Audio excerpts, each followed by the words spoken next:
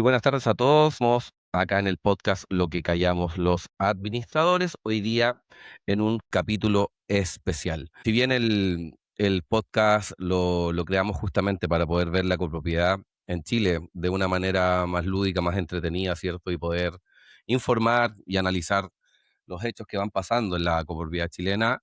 Hoy vamos a dejar un poquito de lado lo que es lo lúdico, el chacoteo que nos caracteriza, ya que vamos a tratar un tema súper serio. Hoy día vamos a conversar con colegas que son de Venezuela, con lo que está pasando con el terremoto, el doble terremoto que azotó ese país. Eh, lo vimos muy necesario abordar este tema en una cápsula especial, ya que en la copropiedad todos tenemos un auxiliar de aseo, tenemos un mayordomo, tenemos un administrador, tenemos un conserje, tenemos corredores de propiedades que son de Venezuela y queremos saber como chilenos cómo poder contenerlos, apoyarlos, dónde podemos canalizar ayuda y qué mejor que saberlo desde la primera fuente, que son colegas venezolanos que hoy día nos van a acompañar. Rodrigo, ¿cómo está ahí? Sí, bien ahí, la verdad que muy conmovido por la situación que tú acabas de mencionar, que quisimos hacer este episodio dedicado netamente a nuestros hermanos venezolanos con la tragedia que está pasando, que no ha sido menor. Si bien es cierto, tú dices, tomamos este podcast para informar, para educar y para aprender de lo que es copropiedad en forma más light, pero hoy día pues especialmente lo vamos a hacer como esto se merece, con altura de mira y un tremendo respeto a nuestros hermanos venezolanos, considerando tú de que, mira, el último terremoto que hubo en Venezuela fue el 29 de julio de 1967, que se fue 7.1 a las 20:05. Ahora bien, 24 de junio, uno de 7.2 y 45 o 30 segundos después, 7.5, el primero a las 18:04 a 20 kilómetros de profundidad y el segundo 7.5. O sea, estamos hablando de 3 grados más a 10 kilómetros. Entonces, tremendo. Las cifras, por lo menos que aparecen el día de hoy, del doble terremoto que se le está llamando, la verdad Ha que es sido tremendo. una tragedia enorme y por eso también quisimos aprovechar y aportar con este granito de arena. Gracias a todos los podcasts escucha. Hoy día tenemos una audiencia bastante grande en el mundo de la copropiedad.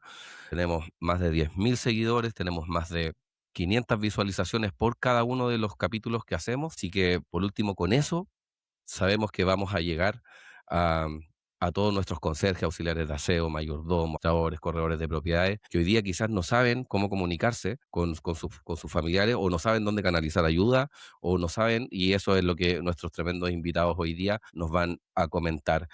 Eh, Vamos a partir con una conocida de la casa, ¿ah? Luz Marina Strauss, ¿cómo estás? ¿Cómo va todo? Bien de salud. Eso es Mira, lo la principal. realidad es que como choqueada, porque pues si bien mi familia está bien, mi familia está sana, no perdieron la casa, eh, pues es el país de uno. Son gente como uno que perdió muchas cosas. Entonces, por ahí he escuchado como los míos están bien, pero los míos también están mal. Es como un venezolano también es parte de uno. Entonces, finalmente, eh, duele, duele mucho la situación y estoy llevando un día a la vez. O sea, pegar el teléfono cuando puedo, intentando obviamente distraer, pero un día a la vez y viendo cómo ayudar desde lejos. Así que, Perfecto. Diego, aquí estamos intentando ayudar desde lejos y obviamente con el apoyo de ustedes, que se lo Súper. agradezco. No, no, no, para eso estamos, al contrario. Oye, y las comunicaciones han sido difíciles, ¿no? El tema de la señal, teléfono, ¿cómo andaba ahí eso? ¿Te has podido comunicar? No, o sea, sí y no, porque pues también tenemos un problema las líneas están caídas en alguna zona o que no hay luz, entonces no tienen internet para poder llamarlos por WhatsApp. Entonces ha sido un poco complejo la comunicación con los familiares. Por suerte se ha tenido, en mi caso sí he tenido alguna suerte, pero hay mucha gente que no. O sea, tengo personal de aseo que sufrió.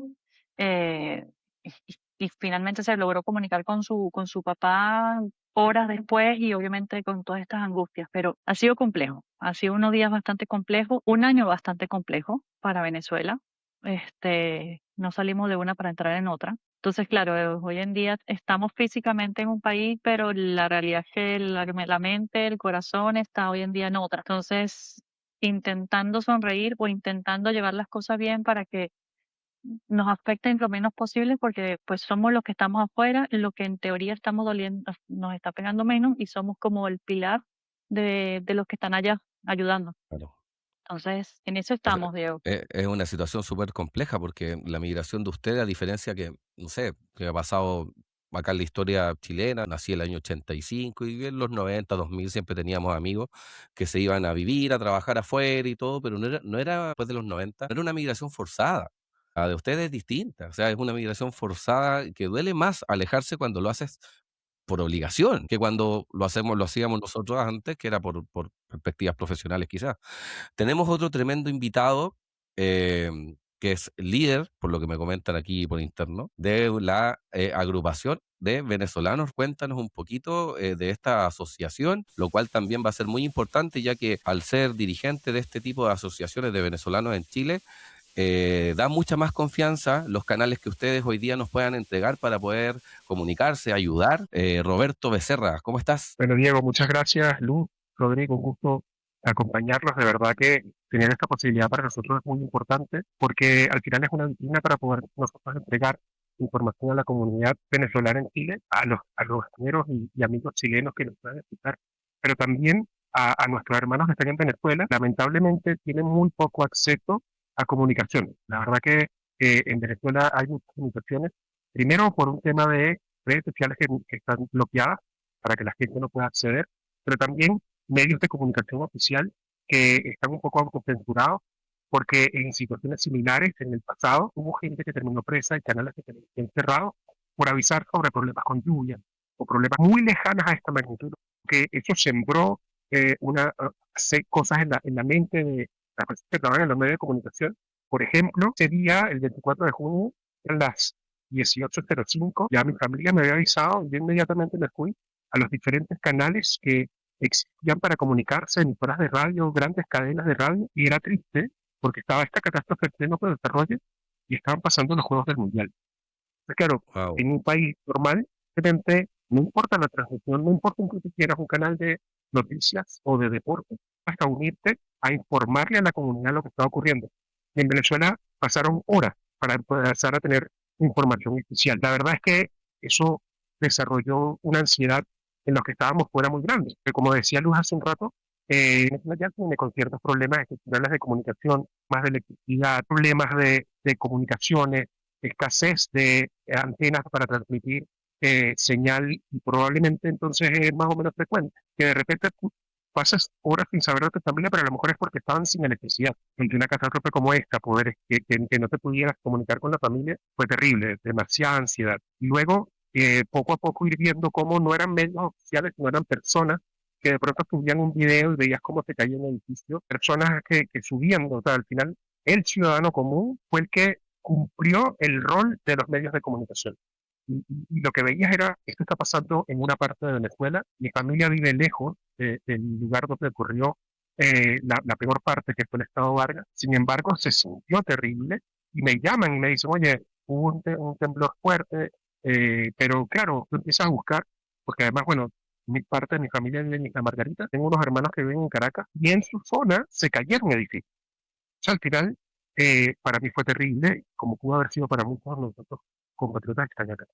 Entonces, claro, todas esas situaciones nos tienen a nosotros muy mal, porque si bien es cierto, estamos a cientos de kilómetros y probablemente estamos bien, estamos seguros, mi casa está bien, pero saber que personas perdieron todo, incluso familias que todas completas, bajo los cimientos de un edificio, pues te tiene que romper el alma. O sea, no hay forma Sí, de no sentir empatía, no hay forma de no sentirte preocupado ante la situación. De todas maneras, o sea, yo creo absolutamente. que en el fondo pasa por un tema ahí de cómo fue y lo que tú acabas de decir que no es menor, la comunicación, que tienen que haber sido para ustedes horas de una tremenda angustia, de saber cómo está su familia, de saber cómo están nuestros hermanos venezolanos y de saber realmente lo que está pasando en el minuto, porque, bueno, no es secreto saber la situación que ha estado viviendo Venezuela estos últimos años y a esto como la guinda de la torta, dos terremotos continuos, pero para dejar un país tremendamente Claro. devastado con toda la situación que en el fondo está pasando. ¿Te costó mucho a ustedes comunicarse? En este caso a ti, Luz, con tu familia, ¿te costó mucho comunicarte? Me costó comunicarme con mis padres, porque en ese momento no estaban en la casa, entonces no tenían el internet. Si no tienen internet, no tienen teléfono porque pues los datos son limitados, así que me costó un poco comunicarme con ellos. Lo primero que escuché que era mi hermano que vive en Estados Unidos, me dijo, hubo un terremoto en Venezuela, se cayó un edificio, ya era demasiado, pero ya viendo todo, realmente no, no era uno, era un Así es. montón. Y con mis padres, cuando logré hablar con ellos, como que me volvió un poco el alma al cuerpo. Si bien no estaban en Caracas, ellos estaban en otra ciudad, se sintió igual de fuerte. Roberto estaba hablando de Margarita, mi hermano que vive en Cumaná, en el oriente del país, también lo sintió. Papá y mamá estaban en Anzoátegui, que es otra zona, también se sintió. Entonces, en realidad se sintió en muchas partes. Y el susto es que no, en Venezuela no estamos acostumbrados a estos movimientos. Si bien es un país Eso te iba a sísmico, porque comentar. sí existen temblores, no estamos acostumbrados. Entonces, cuando tiembla de 3.1, de 4, uno se asusta. Allá, acá, como hablábamos al principio, era como, ya, 4 no, no te paras de la cama. Ves a un chileno correr, te asusta. Si no, no. Pero allá no. Allá no estamos acostumbrados. Entonces, cuando te hablan de un temblor, independientemente de la intensidad, te asusta porque no estamos preparados. Es un país que no está preparado para sismos, ni como personas, como la parte cultural de cada uno, ni con recursos. Entonces, ¿me costó hablar con mis padres? Sí. Claro. Cuando lo Mira, logré, respiré. yo creo que, Sí, me a ver, imagino. yo creo que aquí hay Ahí, dos ¿ah? cosas que Sí. son bien complejas. Por ejemplo, yo me acuerdo, claro, uno cuando supo esto del terremoto de Venezuela, para serle muy honesto, me dije, bueno, los venezolanos no están acostumbrados a terremotos, ¿cachai? Nosotros sí, para nosotros no es tema. ¿M?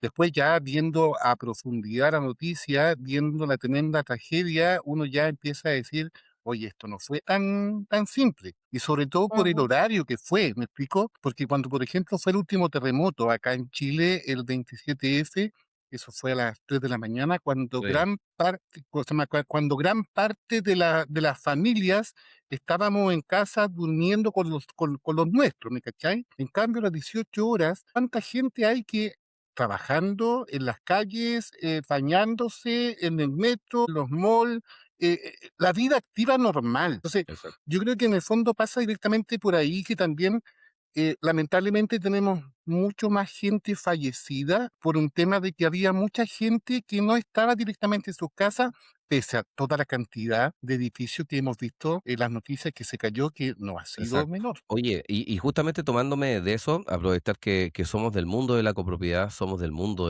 de los edificios. ¿A qué asocian ustedes, chicos? Yo sé que Luz, tú trabajaste en constructoras, en inmobiliarias, Roberto, corredor de propiedades. Si bien no somos ingenieros calculistas ni constructores, pero bastante conocimiento cercano tenemos al tema constructivo. ¿A qué asocian ustedes tanto edificio caído, tanto tema con la construcción porque como dice Rodrigo, es una tragedia enorme y son muchos los Mm. edificios que se desplomaron, pero a segundos de que partió el movimiento. ¿A qué asocian ustedes esta tragedia tan grande en la parte constructiva? Hay 2 puntos. Uno, la antigüedad de la edificación, porque hay, por lo menos en la parte de Chacao son edificios bastante antiguos.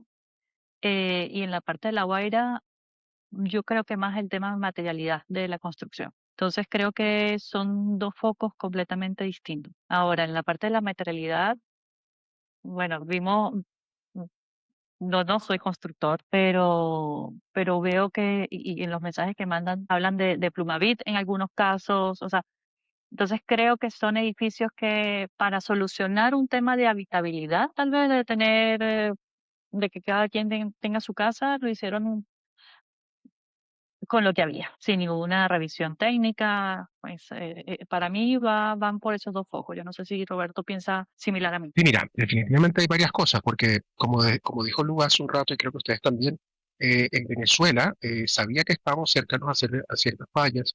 Está la falla de los Andes, está la falla de Cariaco, que son conocidas por fallas sísmicas, pero la frecuencia con la que podrían ocurrir eventos como este era muy poco. O sea, no es como Chile, que uno está acostumbrado a un temblor de 4 y tú finalmente sigues en tu cama, no te preocupas. Hay cierta certeza de que no va a pasar absolutamente nada. En el fondo, eso. Ahora, lo que pasa en Venezuela es que justamente un pequeño sismo la gente se alerta mucho porque no es frecuente. Pasan demasiado tiempo entre uno y otro. Ya habíamos visto algunos antecedentes, como ustedes decían, que sismos fuertes, pero pasaron 70 años para volver a sentir otro igual, ¿no? De la misma magnitud. Y la verdad es que justamente eso. Ahora, hay otras cosas que pueden haber agravado. Lo primero, como todos ustedes decían, ha habido algunos cambios en los métodos de construcción. Probablemente edificios muy antiguos, más bien son los que permanecieron en mejores condiciones versus otros de construcción reciente que a lo mejor no tenían la experiencia para la construcción con ese tipo de material, o ahorraron, o simplemente obtuvieron permisos de forma indebida, porque hay una normativa real que existe, y que está certificada y que tiene ciertos estudios, pero lo que no podemos garantizar lamentablemente por todo este blackout de los años 2000 en adelante, cuando este gobierno llegó al poder, porque probablemente entregaron permisos sin que la gente cumpliera con esas normativas. Y eso es lo que para nosotros es grave. Uno espera justamente que el Estado te proteja y que ponga las condiciones necesarias para que las construcciones sean realmente resistentes.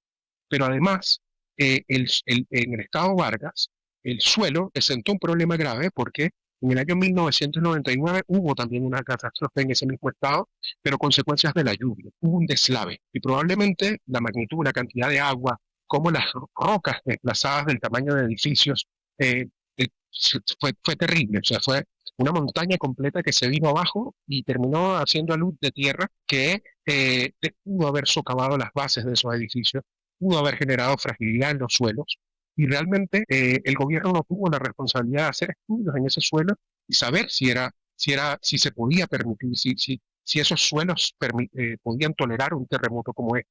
Yo creo que lo que terminó pasando fue eso. O sea, hubo mucha irresponsabilidad del Estado al no hacer las pruebas. Obviamente por lo mismo, quizás nadie se esperaba un doble terremoto, pero más allá de eso, para eso existe el Estado, para que revise, para que dé los permisos de habitabilidad. O si un edificio, luego de haber una tragedia como un deslave que afectó los pisos, porque las imágenes también de lo que ocurrió en Vargas en 1999 son terribles. Ese suelo tuvo que haber sufrido y no debían haber hecho los estudios correspondientes para saber si esos edificios seguían o no seguían habitables. Lamentablemente esto pasa y es la gente la que termina sufriendo. Sobre todo la gente que a lo mejor en Venezuela no se habla mucho de esto hoy día porque hay zonas donde la catástrofe es visual, pero en Venezuela hay algo, lo que nosotros llamamos los barrios allá, son construcciones muy precarias que pronto no cumplían ningún tipo de norma, pero son como una toma, por decirlo acá, lo que equivale a una toma acá en Chile, es lo que nosotros llamamos en Caracas los barrios. Y son construcciones hechas sin ningún tipo de norma, sin ningún tipo de permiso, pero como sea, hoy no hay ningún medio cubriendo lo que pasa en los barrios de Caracas. No hay ningún medio, Bien. porque al final esta parte que vemos hoy es una zona como que de buen acceso, pero en las zonas más donde pudo haber una gran destrucción, no hay nadie reportando desde allá, que son tomas de son zonas de verdad muy peligrosas, que probablemente no cualquiera va a ir a hacer un video allá. Y probablemente si esas personas están afectadas, a lo mejor siguen sin electricidad, siguen sin agua, siguen sin tener acceso, sin dar un más mínimo control de cómo ayudar. Sí, una cosa tan sencilla como el aeropuerto principal, Diego, el aeropuerto principal está en Maiquetía, está en la zona de La Guaira y está hoy cerrado. Entonces, cualquier ayuda tampoco tiene como llegar a Caracas por vía aérea, a menos que sea un avión pequeño, que bueno, puede entrar en alguna pista, pero avión grande no se puede hoy en día. Todavía no sabemos en qué condiciones está, si la van a renovar, cuándo van a abrir. Hay tanta, desinformación, o sea, no hay información absolutamente de nada. Entonces, el día las ayudas está llegando a Valencia, a Maracaibo, y bueno, Valencia queda a 2 horas y media en auto. Maracaibo, si no me equivoco, 7 horas. Entonces, no Ah, es como lejos. mando la ayuda hoy y te va a llegar inmediato. Entonces, hoy en día no solamente tenemos el problema de la comunicación, sino cómo llegar la ayuda a donde tiene que llegar. O sea, Oye, chicos, una consulta con respecto a las imágenes que se han visto de la participación que ha tenido el gobierno, justamente lo que ustedes comentan de la llegada de la ayuda y todo. Es tan real esto de que han dejado camiones llenos de ayuda que no dejan entrar o camiones de particulares que si no ponen el logo del gobierno en la puerta no los dejan pasar. Creo andaba también una grabación que no sé si será real de una estación, de una torre de control aéreo que no dejaron aterrizar un avión que venía con ayuda humanitaria. ¿Es a ese nivel el, el, la censura o la desconexión del gobierno con respecto a lo que está pasando? Nosotros tuvimos acá un relato que es de la agrupación de los rescatistas Los Topos, que son muy conocidos a nivel mundial, que le estaban pidiendo visa para entrar. Y nosotros tenemos las relaciones cortadas con Venezuela. O sea, eso es decirle no te voy a dejar entrar. Pedirle una visa es decirle no te voy a dejar entrar, porque no podemos sacar visa. claro, Es tan así, sí. no sé, Roberto, tú que tienes conexión ahí con un poco más con la política, cuéntanos un poquito si qué tan real es todo esto, porque es macabro. Y miren, la verdad es que son cosas que simplemente no tienen explicación. Eh, cuando uno como migrante, yo por lo menos pude leer que Chile se organizó y envió personal técnico y operarios para Venezuela. Me sentí muy orgulloso del país que me tocó. De verdad, gracias infinitas a Chile, no solamente por haber recibido tantos venezolanos, sino porque siempre ha sido un país solidario, siempre ha sido un país que ante situaciones como esta se manifiesta. Y fue uno de los primeros países en llegar. O sea, en menos de 30 horas ya había personal chileno rescatando vidas en Venezuela y eso es algo que siempre tendré en mi corazón y bueno, en algún momento ojalá no sea necesario, pero siempre que pueda volver la mano lo voy a hacer.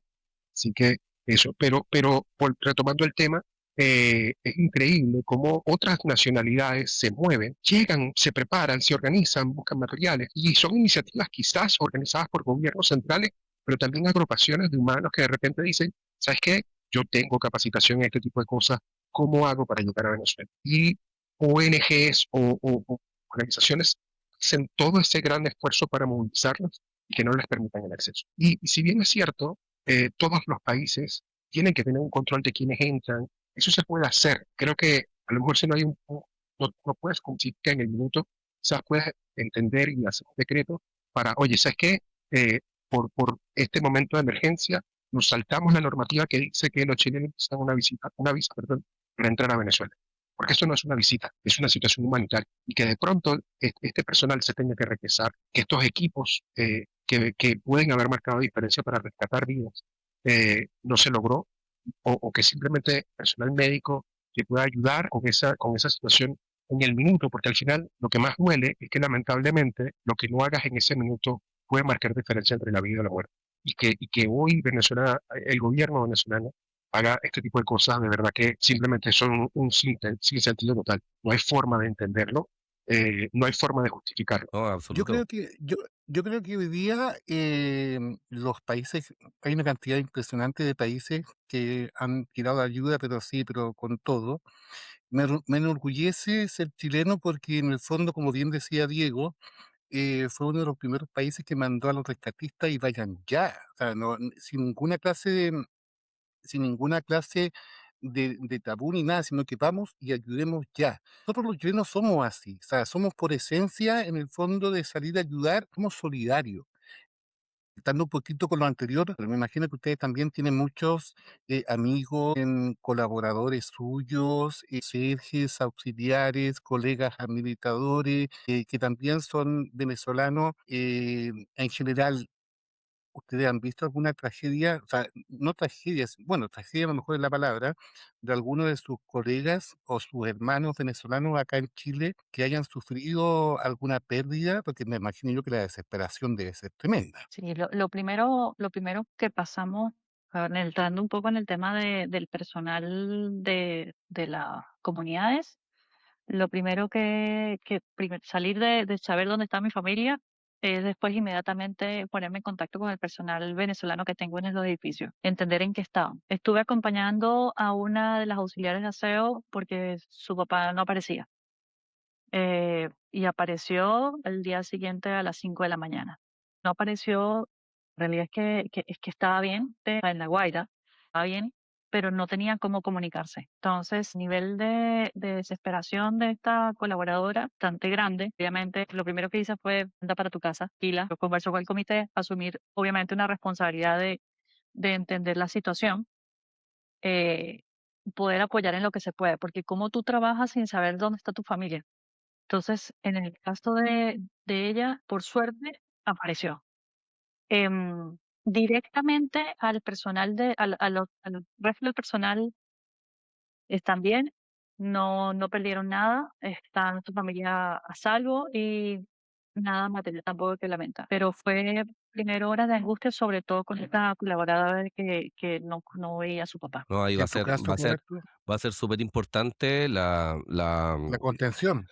la ayuda de los comités de administración, del resto de los colegas. Si mi compañero de aseo es de Venezuela y está pasando por esto, va a tocar de repente trabajar un poquito más o la situación lo amerita. Roberto, en el caso tuyo, corredores de propiedades. Sí, miren, yo lidero un equipo de corredores y en particular uno de ellos era de la zona, pues la pasó muy mal porque la mayoría de su familia estaba allí y fueron estas horas de angustia, de no saber nada, de saber, o sea, por ejemplo, habían unos amigos, ya estos son amigos, no personas que trabajan conmigo, pero que se enteraron que el edificio donde vivía su familia se había caído. Y la verdad es que, gracias a Dios, esas personas en ese momento no estaban, se salvaron por no estar en casa. Imagínate que tú no sabes nada de tu familia, cuando ves una toma de un canal de televisión o de alguien en Instagram, ves que en esa zona que lo que hay, hoy hay escombros es el edificio donde vive tu familia. Tiene que ser terrible, terrible, terrible. Eso, no hay forma de no empatizar con algo como eso. Eh, y en el fondo también, o sea, yo la verdad que como comunidad nos organizamos bastante bien. Hubo gestos de espontaneidad donde las personas empezaron a recoger cosas, comida, eh, cosas, insumos médicos, etcétera. Y la verdad es que es bonito sentir eso, o sea, es bonito saber que uno puede aportar desde acá, pero también hay que tener ciertas cuotas de responsabilidad, ¿no? Y nosotros particularmente hace unos días dimos unas declaraciones en la tele diciendo que las iniciativas son buenas, son importantes, pero también hay que tener claridad, porque la ayuda humanitaria, para llamarse ayuda humanitaria, tiene que cumplir con ciertos criterios específicos. Por ejemplo, si voy a enviar medicinas, ¿qué medicinas? Hay unas que se pueden y otras que no se pueden, por más que yo tenga muy buena voluntad. Hay alimentos que puedo enviar y hay otros que no puedo enviar. Y estos alimentos tienen que tener unas fechas de vencimiento en particular. Entonces, claro, ante eso, lo que Venezuela necesita de nosotros es justamente que los que estamos afuera, los que no estamos viviendo la realidad de estar allá y tener toda la complejidad, es que nos organicemos lo mejor posible. Y ante eso, pues, empezamos a comunicarnos, oye, ¿qué vas a durar? La verdad, en otras ocasiones, cumplo 9 años en Chile desde julio y en estos 9 años nos hemos organizado solidariamente por otros eventos que han ocurrido en el país. Y una vez nos pasó que reunimos cientos de kilos de ayuda humanitaria y la verdad es que lamentablemente por temas de aduana, por temas de no cumplir con estas cosas que les decía que se considera ayuda humanitaria o no, y y que los plazos que tienen que tener para el vencimiento no están, la mitad de eso no pudo llegar a Venezuela. Y además, por ejemplo, no sé, a lo mejor tú dices, bueno, voy a donar un paquete de arroz que cuesta 14 lucas, pero a lo mejor colocar ese paquete de arroz en Venezuela cuesta 30. Entonces, al final, organizar, el llamado que nosotros hicimos fue, oye, si quieres colaborar, a lo mejor no es ir a donar en este minuto. Tengamos claro qué cosas podemos donar. O sea, si voy a donar algo, a lo mejor un paquete de guantes, paquete de sutura, col, es mucho mejor que a lo mejor, no sé, 3 kilos de agua. Porque en el fondo, sí, definitivamente en Venezuela necesitan agua, pero trasladarlo desde Chile nos cuesta mucho. Claro. Y eso Roberto, es un llamado que hicimos, ¿no? Es poco A eficiente. tomar, No, sí, dale. sí, a tener la claridad que colaborar es bueno, pero que si lo hacemos eficientemente va a ser justo. Oye, es súper buen Roberto, punto disculpa, Rodrigo, súper buen punto el que toca Roberto, porque mucha gente, claro, con la empatía, como decía Rodrigo, el chileno, nosotros somos súper solidarios, empatizamos con estas catástrofes porque nos han pasado a nosotros. Uno va con el kilo de arroz, pero a lo mejor no hace ese análisis. Yo prefiero mil veces, hoy día salía dentro de todos los reportajes que estábamos viendo, que a veces era mejor buscar, y eso es lo que ahí Rodrigo va a pedir en el siguiente punto, un lugar de canalización seria para quizás mandar dinero. Un dirigente de acá también de Chile decía, a mí me sirve más que me manden $20 o 20.000 pesos chilenos para comprar benzina para un generador, a que me manden, como dice Roberto, un display de arroz que quizá a lo mejor va a llegar la mitad o no va a llegar. Mil veces mejor me sale una transferencia porque acá necesitamos comprar cosas que allá hay No. para comprar, pero necesitamos una canalización seria de eso. Ahí, Rodrigo. Mira, chicos, bueno, nosotros la verdad que, como bien ustedes saben, hacemos un capítulo semanal hablando de diferentes temas de lo que es la copropiedad. O sea, nosotros teníamos un tema ahí que estuvimos discutiendo harto con Álvaro, que hoy día desafortunadamente no pudo estar por un tema ahí de compromisos. Le mandamos un saludo ahí a nuestro compadre Álvaro. Discutimos harto este tema de que, oye, nosotros por lo menos colaboremos con un granito de arroz, demos difusión a la cantidad de seguidores que nosotros tenemos el día de hoy. Nos ve mucha gente, sabemos que nos escucha mucha gente y queremos tocar esa fibra sensible. Entonces, conectando un poquito con eso, queremos saber de parte de ustedes cómo podemos decirle a todos nuestros podcast escucha, a los amigos, a nuestros colegas, a nuestras familias, a nuestros hermanos chilenos, cómo podemos a ustedes poder ayudarnos de mejor forma posible. Sí, lo primero entender que esto no es un problema de ahora. Venezuela no se va a recuperar de un día para otro.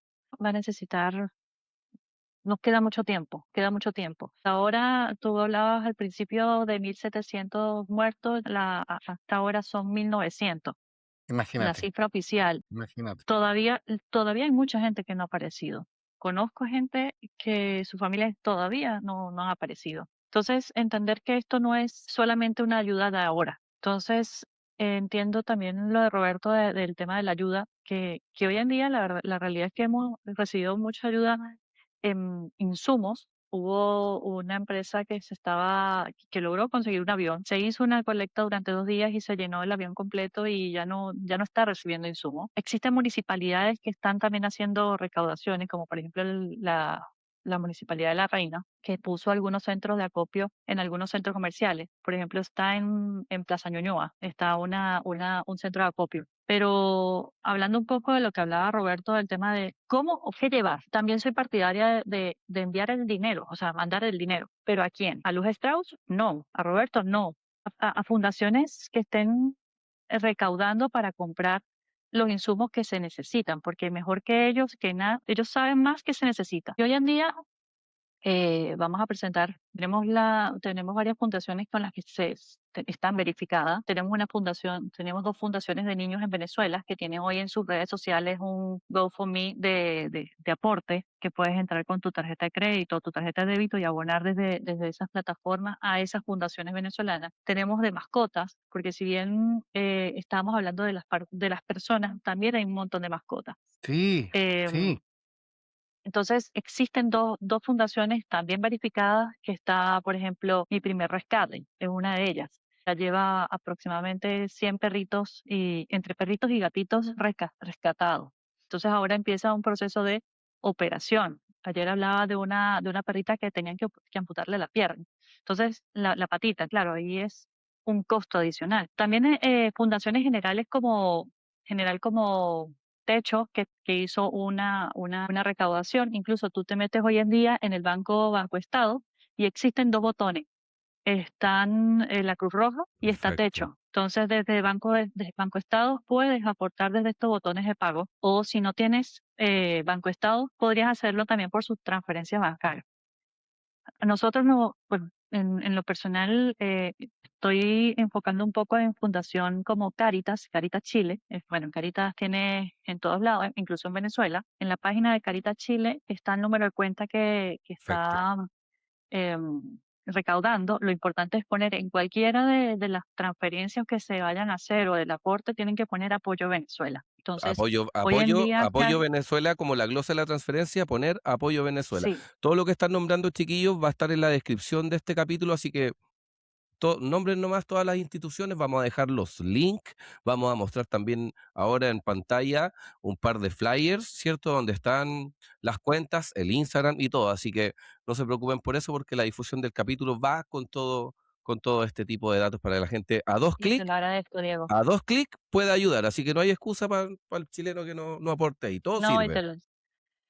y la realidad es que cada fundación está enfocada. Si tú quieres aportar a fundaciones de niños, porque hoy en día hay un montón de niños que quedaron sin hogar, sin padres, sin familia, puedes abonar y puedes aportar directamente a estas fundaciones que son de niños. Por ejemplo, Fundana. Fundana es una fundación venezolana muy grande eh, que está hoy en día trabajando enfocado en solamente el tema de niños, en las mascotas, como le hablaba de mi primer rescate, o en este abono o fundación general como Cáritas.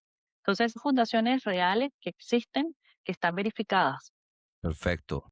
No descarto a aquellas personas que quieren ayudar de forma particular. Por ejemplo, ayer, mi prima hoy en día está en un centro de acopio, está en un centro de acopio de la Universidad Central de Caracas. Ayer estaban buscando agua y mi prima podía salir a comprar el agua, pero no tenía el dinero. Entonces, y entre algunos colegas juntamos y mandamos 10 bidones de agua. Claro, en ese caso no fue para una fundación, sino directamente a comprar el agua Claro. específico que se necesitaba en ese momento. Pero la realidad es que queremos que sean más hacia las fundaciones, hacia fundaciones que están verificadas, que son las que van a compartir ustedes en redes sociales. Cualquier aporte ayuda, no importa que son 500 pesos, 1000 pesos, o sea, Todo todo suma suma. porque hoy en día el problema es que hoy en día se necesita todo. Hoy en día se necesita casa, se necesita ropa, se necesita medicina. Hoy en día se necesita comida para los rescatistas. Yo tengo mi otra prima trabajando en un restaurante en Caracas para un restaurante que está haciendo comidas para los rescatistas.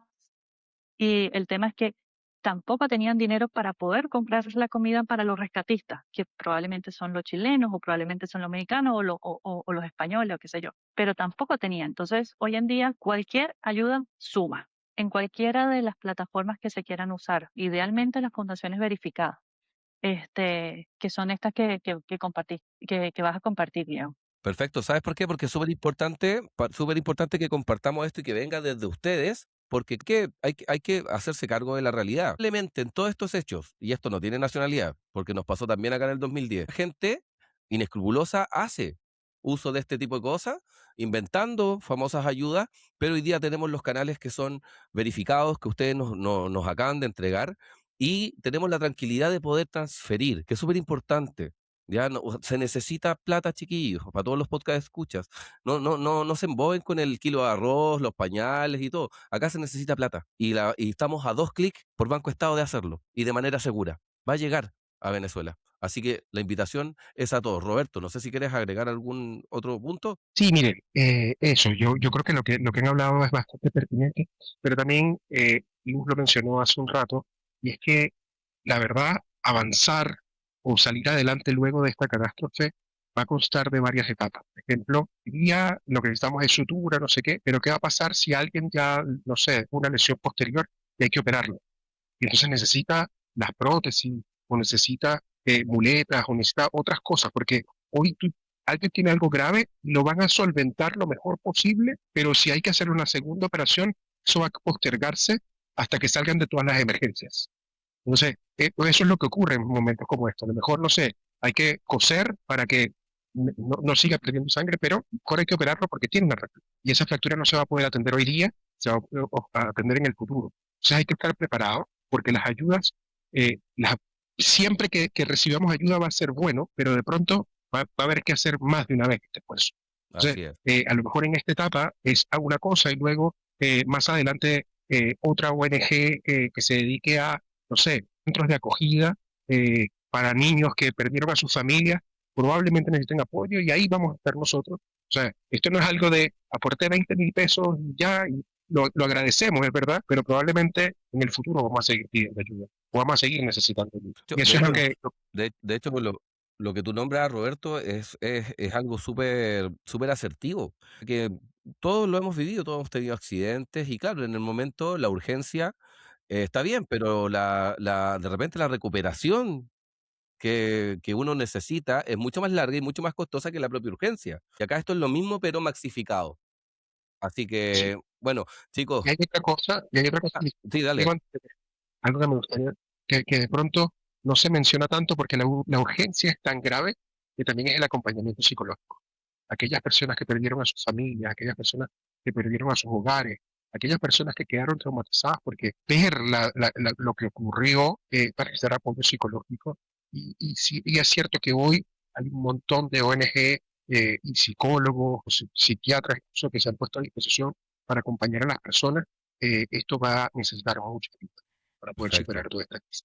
Lo que nos queda muy perfecto. Sí, claro, lo que nos queda muy claro es que ustedes lo dijeron y eso yo creo que es súper importante destacarlo, que sean los canales oficiales, asegúrense cada uno, por último, y es súper simple, es poner el RUT, es poner el RUT del Servicio de Impuestos Internos para verificar si acaso realmente corresponde a la institución que están, en el fondo, ustedes Exacto. aportando para nuestros hermanos Sí, venezolanos. y acá nosotros vamos a dejar ahora todos los canales de información, tanto en la descripción como unos flyers que estamos agregando ahí en este momento que están saliendo en la pantalla. Cuenten con el granito de arena que aportamos como podcast para poder difundir y llegar a lo que necesiten, especialmente lo que dice Roberto, cuando esta emergencia pase. Es cuando más vamos a necesitar recordar que tenemos gente que hoy día necesita prótesis y que en 2, 3 meses más recordar que nos pasó esto en junio y que necesitamos más ayuda para la gente que está en estos tratamientos post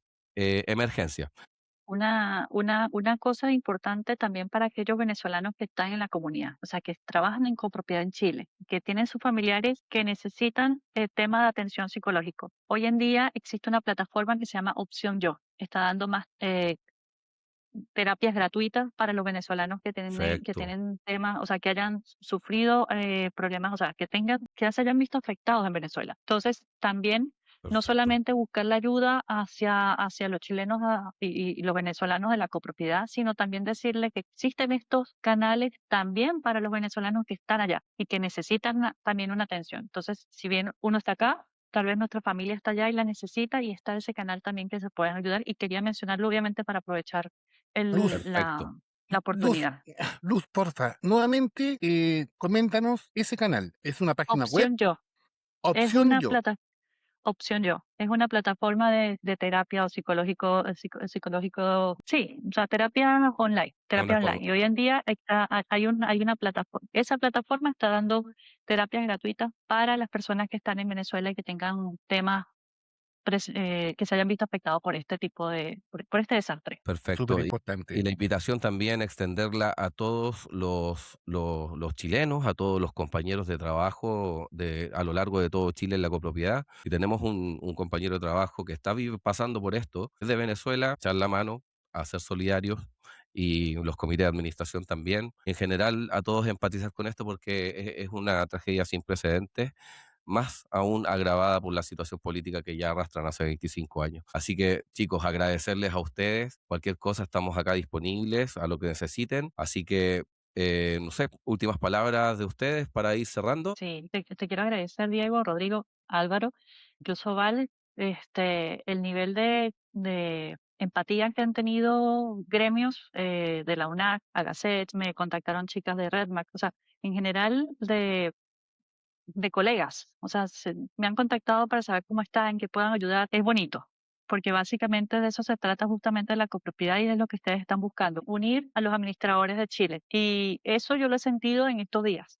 He sentido acompañamiento, me han escrito, me han llamado y la realidad es que me hace sentir que no estoy sola acá en Chile, que mi familia casi toda está allá. Entonces, para mí, el contar con ustedes y con todo el gremio y con todos los administradores y no administradores ha sido base en poder llevar esta situación. Así que, además de agradecida por este espacio y ojalá hoy por ti, mañana por mí, aquí estamos siempre para apoyar. Y de verdad, muchísimas gracias. Ojalá nos puedan apoyar compartiendo las imágenes también del flyer que mostró Diego. Em, porque básicamente si compartimos, tal vez no podemos ayudar, tal vez no tenemos cómo transferir, tal vez no tengo cómo aportar, pero también compartir en redes sociales es también una manera de compartir y apoyar. De Entonces, todas maneras, Absolutamente. de todas eso maneras. también se los agradezco. Correcto. Donde uno pueda ir a conversar sobre estas cosas, de canalizar la mejor posible las ayudas y las voluntades que, bueno, pero básicamente quería dar gracias por el espacio, pero también gracias por las solidaridades del pueblo chileno. De verdad, en mi espacio de trabajo, todos me escribían en privado, oye, ¿cómo estás? ¿Cómo está tu familia? ¿Qué sabes?